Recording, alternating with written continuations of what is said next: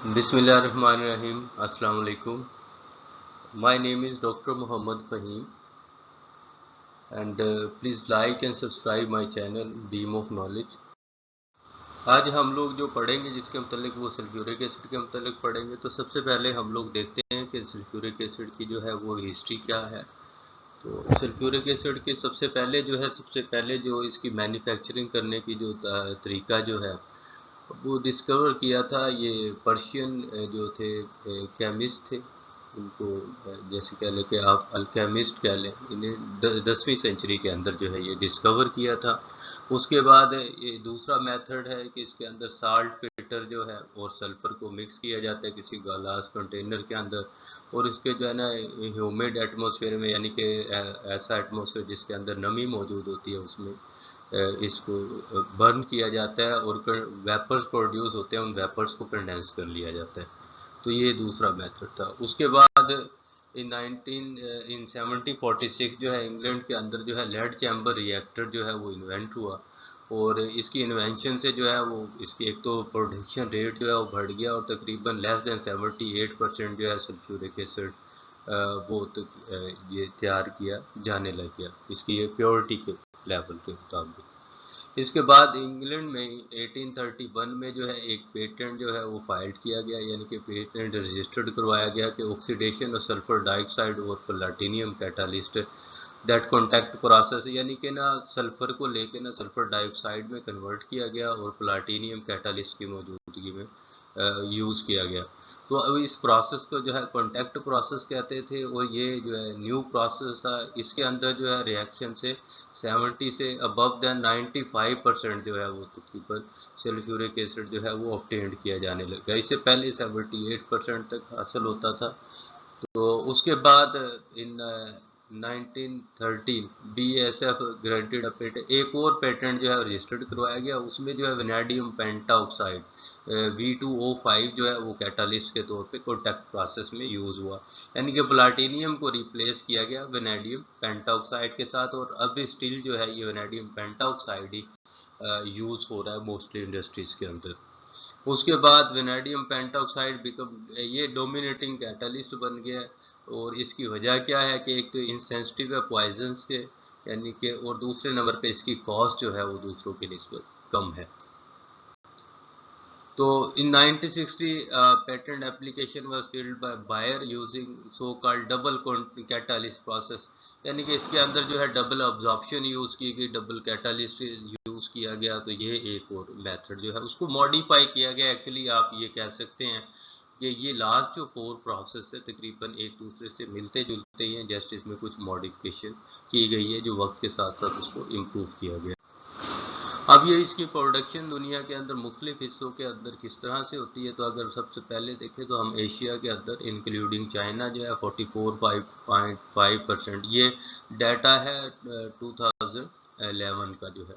इसी तरह रशिया के अंदर 99.9%, फिर वेस्टर्न यूरोप के अंदर, मिडिल ईस्ट के अंदर 2.5%, अफ्रीका के अंदर 10%, फिर नॉर्थ अमेरिकन इंक्लूडिंग मैक्सिको 18%, और इसी तरह से साउथ एंड सेंट्रल अमेरिका जो है वो 6.1%।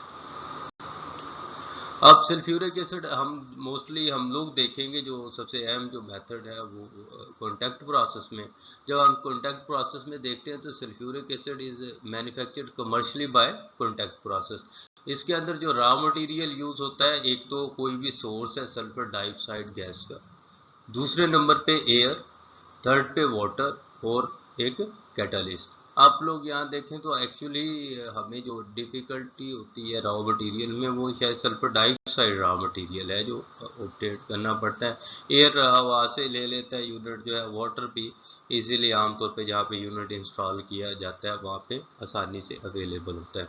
अब कॉन्टैक्ट प्रोसेस के जो है मेन 3 स्टेप्स होते हैं। Number 1 production of sulphur dioxide, यानी कि SO2 गैस को कैसे प्रोड्यूस किया जाता है।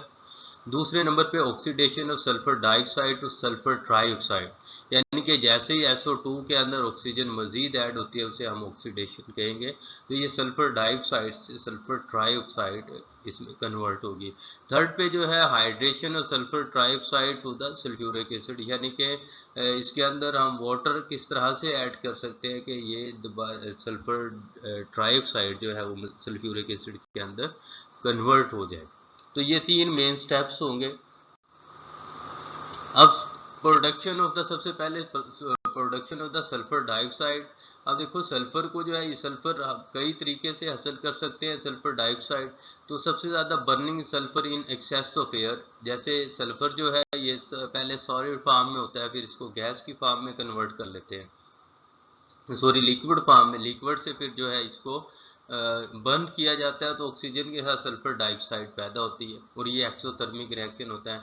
इसके अलावा जब मुख्तलिफ धातुओं को अलग करने के लिए भी जो है मुख्तलिफ और यूज़ की जाती हैं, तो जैसे हीटिंग सल्फाइड और like pyrite in an excess of air, जब इसको बर्न किया जाता है या रोस्टिंग की जाती है। इसी तरह से तो यहाँ पे भी सल्फर डाइऑक्साइड प्रोड्यूस होती है। इसके अलावा decomposition of calcium sulphate in the presence of the coke, जब इसकी डीकम्पोजिशन की जाती है उसमें भी sulphur dioxide as a by product जो है वो प्रोड्यूस होती है।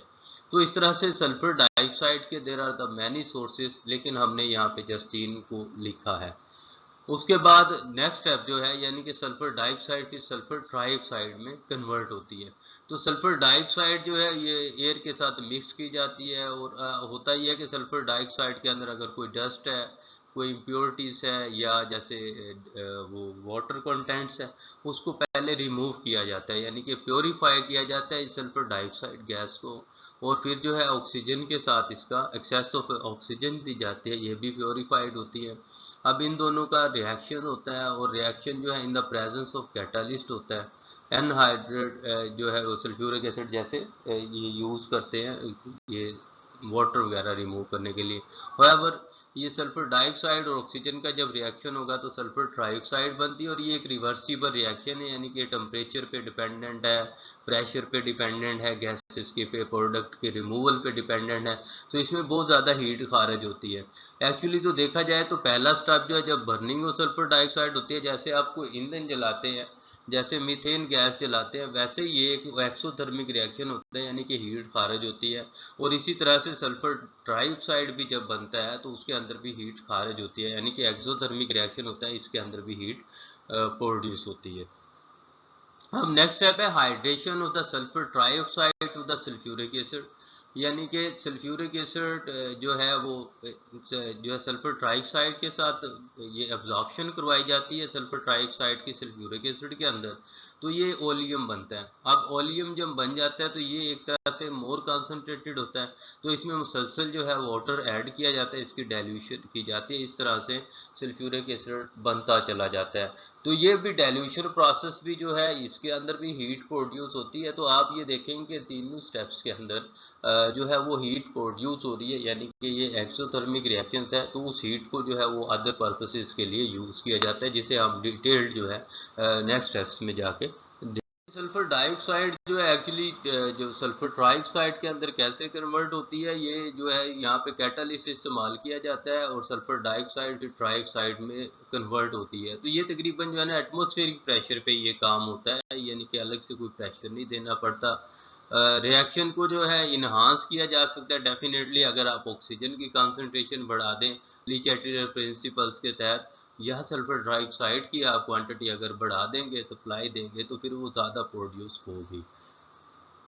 उसके बाद it must be known forward reaction is exothermic, temperature जो है सराउंडिंग का इंक्रीज करता है, तो इसका टेम्परेचर लो किया जाता है और इसको अदर पर्पसेस के लिए यूज़ किया जाता है। सल्फर डाइऑक्साइड जो है वो सल्फर का ऑक्सीजन के साथ रिएक्शन होता है तो सल्फर डाइऑक्साइड बनती है। अब सल्फर डाइऑक्साइड के प्राइमरी जो सोर्सेज जो हैं वो देखें कि 79% जो है वो कंबस्शन ऑफ सल्फर से हासिल होती है और 9% जो है वो recovery of different metallurgical process से हासिल होती है और 5% जो सल्फर डाइऑक्साइड जो है वो स्पेंट एसिड से हासिल होती है, यानी कि एसिड जो है यूज़ किया जाता है, कंटामिनेटेड हो जाता है तो उसको ब्रेक किया जाता है फर्नेस के अंदर।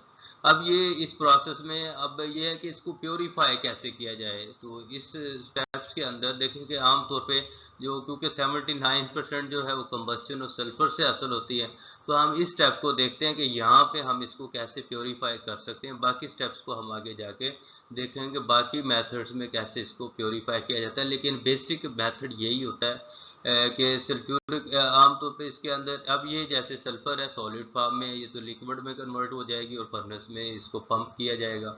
ऑक्सीजन जो है वो एयर से लेते हैं हम लोग, एयर के अंदर क्योंकि वाटर कंटेंट्स मौजूद है, डस्ट पार्टिकल मौजूद है, डस्ट पार्टिकल वगैरह को तो इलेक्ट्रोस्टैटिक्स चार्ज के जरिए रिमूव किया जाता है, लेकिन वाटर कंटेंट्स को रिमूव करना है सबसे पहले। तो इस तरह से जो एयर जो है वो जब ऐड की जाती है या एयर जो है किसी पंप के ज़रिए जब भेजी जाती है ये सिस्टम से, यानी कि यहाँ से एयर जो है जैसे एंटर होती है, इसमें ऑक्सीजन है तो इसमें वाटर कंटेंट्स होगा, तो हम ये लाइट ब्लू कलर में हम कह लेते हैं कि एयर है। और सल्फ्यूरिक एसिड जो है इसके ऊपर शावर किया जाता है, इसके अंदर सिरेमिक्स भरा होता है, तो ये ग्रेजुअली जो है एयर से जो है वो तमाम वाटर कंटेंट्स को क्या करता है, रिमूव कर देता है। इस तरह से ये जो एयर जो है विदाउट द वाटर कंटेंट्स जो है ये फर्नेस के अंदर एंटर की जाती है एक तरफ से, और दूसरी तरफ से मेल्टेड जो है वो सल्फर एंटर की जाती है। दोनों जो है यहाँ पे ये क्या होते हैं, बर्न होते हैं, सल्फर डाइऑक्साइड बनती है। अब सल्फर डाइऑक्साइड जब यहाँ पे बनती है तो आप लोगों को मैंने पहले कहा था कि ये एक्सोथर्मिक रिएक्शन है, इसके अंदर हीट प्रोड्यूस होती है। वो हीट जो है वो जो है बॉयलर में भेजी जाती है जो कि स्टीम जनरेशन के लिए इस्तेमाल की जाती है। तो यहाँ पे जो ये बनती है सल्फर डाइऑक्साइड, ये 10 to 12% जो है ये इस करंट या फ्लो जो होता है गैस को उसके अंदर ये मौजूद होती है।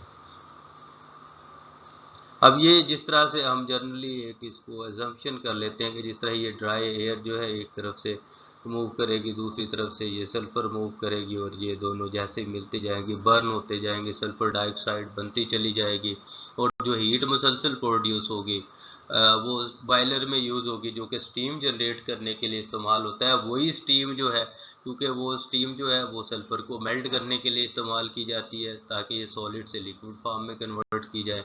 अगर यूनिट बड़ा है तो एक्स्ट्रा स्टीम जनरेट होती है, और वो एक्स्ट्रा स्टीम जो है वो बिजली की प्रोडक्शन के लिए, इलेक्ट्रिसिटी या पावर जनरेशन के लिए वो इस्तेमाल की जाती है। तो उसके बाद ऑक्सीडेशन ऑफ सल्फर डाइऑक्साइड, यानी कि नेक्स्ट स्टेप जो है अब सल्फर डाइऑक्साइड का जो है वो सल्फर ट्राइऑक्साइड में कन्वर्ट करना होता है। तो ये हमने सरफेस या सतही लेवल पे तो मैंने इब्तिदा में बताया था तीनों स्टेप्स के अंदर। तो इस कॉन्टैक्ट प्रोसेस के अंदर वेनेडियम पेंटॉक्साइड हम कैटलिस्ट इस्तेमाल करते हैं। ये एक्सोथर्मिक रिएक्शन होता है, multi step with cooling in between. यहाँ पे ना ये मुख्तलिफ स्टेप्स के अंदर ये रिएक्शन करवाया जाता है और बार बार टेम्परेचर बढ़ता है तो उसको कूल किया जाता है, क्योंकि एक मखसूस टेम्परेचर से ऊपर या नीचे जब टेम्परेचर अबव जाता है खासतौर पे फिर वो रिएक्शन नहीं होता।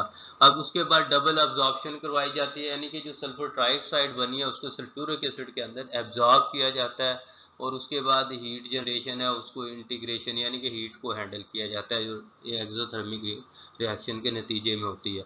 अब हम इसको फ्लो चार्ट के जरिए देख लेते हैं कि ये सल्फर डाइऑक्साइड जो है वो इधर जो है ये डिफरेंट जो है ना वो कैटलिस्ट टावर है, ये येलो कलर में आप समझे कि ये जो है सपोज के हम लोग इसको कहते हैं कि ये कैटलिस्ट है इस पे। तो जैसे ही ये एंटर होगी गैस जो है इसके अंदर सल्फर डाइऑक्साइड, तो क्या होता है कि रिएक्शन होता है वेनाडियम पेंटॉक्साइड कैटलिस्ट पे। टेम्परेचर जैसे ही बढ़ता है तो गैस यहाँ से मूव करती है, इधर से कूल किया जाता है, इसको नेक्स्ट बेड के अंदर भेज दिया जाता है।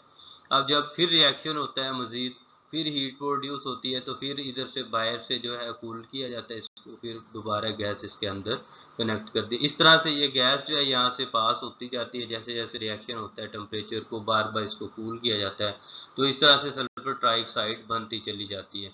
तो ये जो प्रोसेस है या स्टेप्स जो है इनको हम इन डिटेल के किस तरह से ये होता है कैसे होता है ये हम इन डिटेल पढ़ेंगे।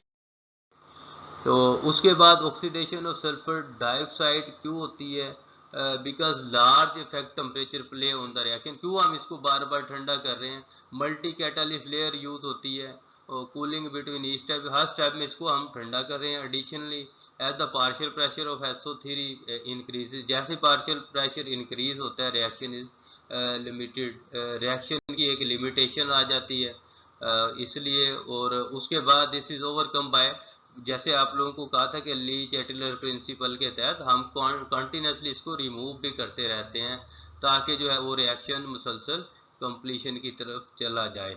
अगर रिमूव नहीं करेंगे तो वो रिएक्शन फिर भी रुक जाएगा। और उसके बाद ये जैसे सल्फर डाइऑक्साइड इब्तदा के अंदर, तो ये सल्फर ट्राइऑक्साइड के अंदर कन्वर्ट हुई, तो हम लोग ये देखें कि इनके अंदर जो है गैस का जब टेम्परेचर जो है जहाँ से निकल रही है वो 510 डिग्री है। अब इसके बाद ये क्या करते हैं, हम इसको कूलिंग करते हैं इस गैस को। जैसे ही कूल करते हैं तो ये सल्फर ट्राइऑक्साइड गैस जो है इसको कूल कर लिया जाता है। कूल करने के बाद यहाँ से 200 डिग्री तक इसको लाया जाता है, और 200 से अब ये नीचे से जो है एंटर की जाती है गैस, ठीक है, और ऊपर से जो है सल्फ्यूरिक एसिड यहाँ पे भी शावर किया जाता है, यानी कि सल्फर ट्राइऑक्साइड के ऊपर से सल्फ्यूरिक एसिड को जैसे ही शावर करते हैं तो वो मिक्स हो जाता है, और मिक्स होने के बाद ये टेम्परेचर फिर इंक्रीज करता है और आगे इसकी डाइल्यूशन की जाती है। जो जो गैस रिएक्शन नहीं करती, मसलन सल्फर ट्राइऑक्साइड तो बनती है लेकिन उसके साथ कुछ सल्फर डाइऑक्साइड गैस भी होती है, वो फर्दर जो है वो अनरिएक्टेड रहती है, तो उसको हम दोबारा से कैटालिटिक टावर के अंदर या भेज देते हैं। बाज़ जगहों पे, बाज़ इंडस्ट्री में इसको एयर में जाने दिया जाता है अगर इसकी क्वांटिटी बहुत ज़्यादा कम हो। सम टाइम जो है इसको स्क्रबर वगैरह यूज़ करके जो है इसको न्यूट्रलाइज कर लिया जाता है, क्योंकि ये सल्फर डाइऑक्साइड एक तेज़ाबी गैस है, इसको ताकि एनवायरनमेंट में प्रॉब्लम काज नहीं करे। अभी हम नेक्स्ट जो है वीडियो के अंदर हम लोग डिटेल जो है ये रिएक्शंस पढ़ेंगे कि किस तरह से जो है ये फ्लो शीट डायग्राम यहाँ पे दिखाई गई है, किस तरह से जो है वो एक प्रॉपर जो है प्रोसेस होता है। तो उस फ्लो शीट डायग्राम को हम इन डिटेल पढ़ेंगे, 1 बाय 1 पढ़ेंगे। तो नेक्स्ट में इंशाल्लाह इसके बाद जो वीडियो अपलोड होगी तो उसमें आप लोग इसके मतलब डिटेल देखेंगे। Thank you.